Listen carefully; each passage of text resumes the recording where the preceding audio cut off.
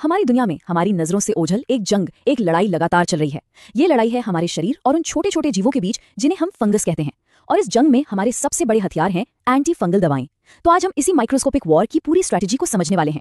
अच्छा, कभी सोचा है कि वो जो एथलीट फुट या दांत पर लगाने वाली क्रीम होती है वो असल में करती क्या है? आखिर उसमें ऐसा क्या होता है जो इस जिद्दी फंगस को खत्म कर देता है और हमें राहत मिलती है? इसका जवाब साइंस की एक बहुत ही दिलचस्प लड़ाई में छिपा है। तो चलिए इस जंग के बैटल प्लान को समझते हैं।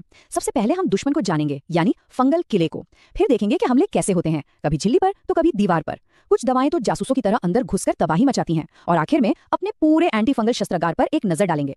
किसी भी लड़ाई को जीतने का पहला नियम क्या है? अपने दुश्मन को अच्छी तरह से जानो। और यहाँ हमारा दुश्मन है फंगल किला, यानी कि फंगल सेल। देखिए, ये फंगल सेल हमारे अपने इंसानी सेल से काफी अलग होता है। इसके पास दो ऐसी खास चीजें हैं जो हमारे सेल्स के पास नहीं है। एक है इसकी मजबूत बाहरी दीवार, जिसे कोशिका भित्ति कहते हैं, और दूसरा इसकी झिल्ली में एक खास कंपोनेंट होता है जिसे कहते हैं एर्गोस्टेरॉल। और मजे की बात यह है कि यही दो चीजें इसकी सबसे बड़ी कमजोरियां हैं। ये हमारी दवाओं के लिए एकदम परफेक्ट टारगेट है, क्योंकि दवाएं इन्हें निशाना बनाकर फंगस को खत्म कर सकती हैं और हमारे सेल्स को कोई नुकसान भी नहीं होता।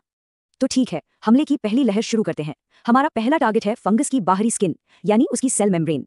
और इस हमले की कमान संभालते हैं पॉलीइन्स। इनका निकनेम है द होल पंचर्स, और ये नाम इन्हें बिल्कुल सही मिला है क्योंकि ये सचमुच यही काम करते हैं।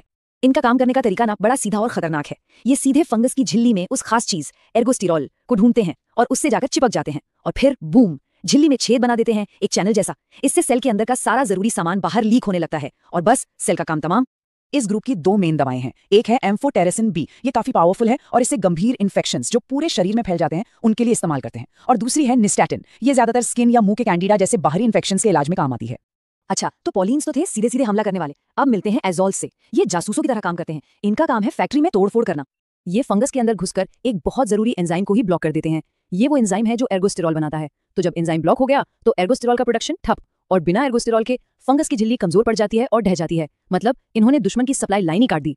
अब इन एजोल्स में भी दो टीमें हैं। पहली टीम है इमिडाजोल्स की। इसमें आते हैं क्लोट्रीमाइजोल जैसे नाम, जो आपको ज्यादातर क्रीम या लोशन में मिलेंगे, मतलब टॉपिकल यूज के लिए। और दूसरी टीम है ट्रायाजोल्स की, जैसे कि फ्लुकोनाजोल। ये ज्यादातर खाने वाली गोलियां होती हैं जो शरीर के अंदर फैले गंभीर इंफेक्शन से लड़ती हैं। फैक्ट्री में तोड़फोड़ करने वालों की लिस्ट में एक और ग्रुप है, एलाइलामीन्स। इनका टारगेट भी वही एर्गोस्टेरॉल प्रोडक्शन है, लेकिन ये प्रोसेस में एक अलग पॉइंट पर हमला करते हैं।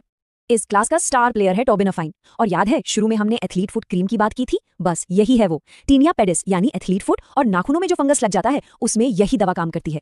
ये भी एर्गोस्टेरॉल बनाने की लाइन में ही एक दूसरे बहुत शुरुआती एंजाइम को ब्लॉक कर देती है। ठीक है, तो अभी तक तो हम मेम्ब्रेन यानी झिल्ली पर अटैक कर रहे थे।